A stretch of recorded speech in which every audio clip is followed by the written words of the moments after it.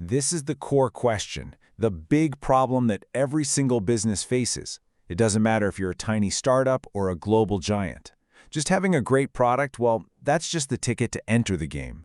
The real work, the hard part, is figuring out how to cut through all the noise and get the right people to notice you, to care, and ultimately to choose you over everyone else. So in this explainer, we're going to walk through the 5 crucial parts of the marketer's playbook. We'll look at how they turn a faceless crowd into actual customers, how they pick their battles, play the mind game, and craft a story that really truly sticks. And finally, how they stay on top once they get there. All right, first things first. Section 1, from crowd to customer. And this is all about the crucial first step, targeting. Look, you just can't be everything to everyone. It's impossible. So the very first, and you could argue the most important decision a brand has to make is to choose its audience. This isn't about shutting people out. It's about focus. It's about knowing exactly who you're talking to. And that leads us to this term, the target market. Now, a target market isn't just, anyone who might buy your stuff. It's the group of people the company makes a conscious, deliberate decision to go after. It's a strategic choice to point all your resources, your time, your money, your creative energy at the people you believe you can serve better than anyone else. So why is this so important? Well, it all boils down to one simple, brutal truth. Most marketing money is just completely wasted. It's spent on ads shown to people who were never, ever going to buy the product in the first place. So by targeting, by focusing your message laser tight on people who are actually likely to care, you stop throwing money away. It means a way better return on your investment and a much clearer strategy for building the brand. Okay, so we're sold on targeting. We know we need to do it, but how exactly? Well, that brings us to Section 2, choosing your battlefield. Once a company decides to focus, there are basically 3 main strategies they can use to pick their fight. So on one side, you've got what's called concentrated marketing. Think of this as going all in on one specific group. You go deep, not wide. A great example is how the soap brand Mktg built this incredibly strong, loyal following in the South Indian market first, becoming a powerhouse there before they even thought about going national. Then you've got differentiated marketing. This is where you target several different groups, but, and this is key, you have a unique, separate product for each one, like Maruti. They have the 800 for the middle class and the more premium Baleno for the upper class. Same company, different battlefields. And then, of course, there's the third way, undifferentiated marketing. This is basically the one-size-fits-all approach. You just ignore all the different segments and go after the entire market with a single offer. Now, this is really risky for most products, but it can work for things that are super uniform, commodities where people's tastes don't really change much. Think steel or sugar or petrol. And this table here really lays out the trade-offs perfectly. If you go undifferentiated, sure, it's low cost and simple, but you're a sitting duck for a more focused competitor. If you go differentiated, you can get way higher sales and build a really strong position, but man, it gets expensive and complicated fast.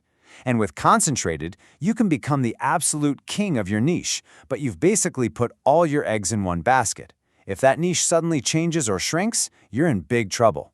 It's a huge strategic decision. All right, we've figured out who we're going to talk to. We've chosen our customer. But now, what are we going to say to them?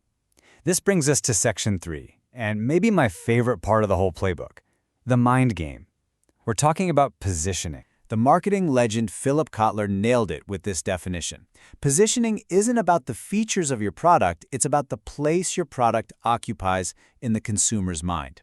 And listen to this is the key insight. Positioning is not what you do to a product. It's what you do to the mind of the prospect. It's a psychological game. And this is where it gets really practical. It's all about winning a specific piece of mental real estate. When I say 2-minute convenience, what pops into your head? Maggie, right? If I say moisturizing soap, you probably think of Dove. These brands don't just sell noodles or soak. They own an idea in our collective minds. That is killer positioning.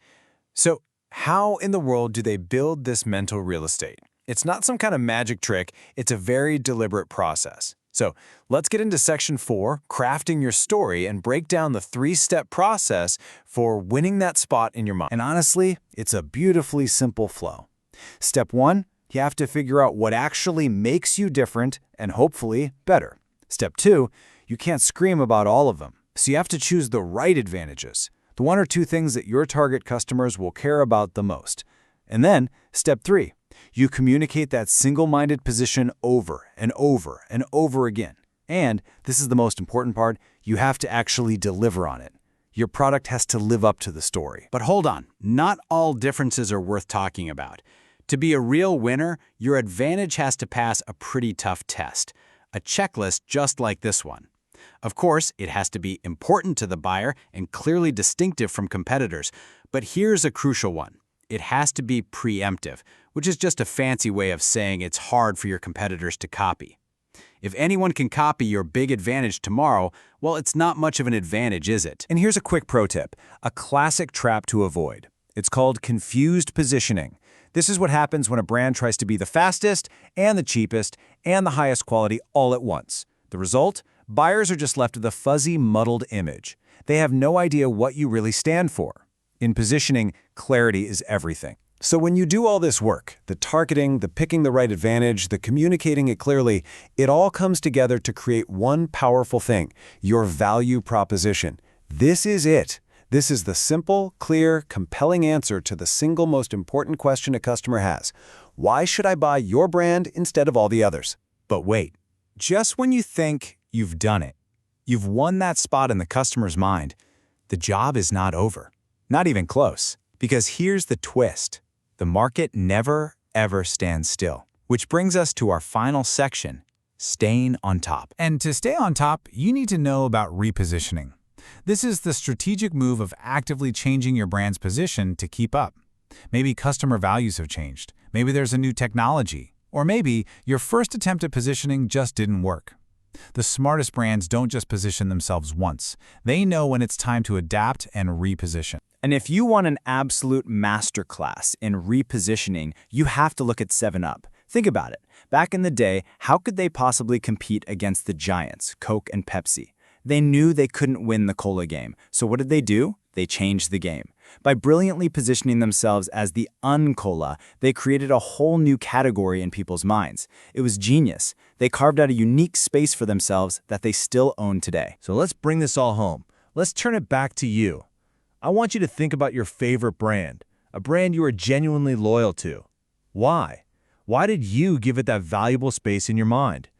Was it because they targeted you perfectly? Was it their one-of-a-kind story? Were they the un-cola in their category? Because the playbook we just walked through, it's not just some business school theory. It's the very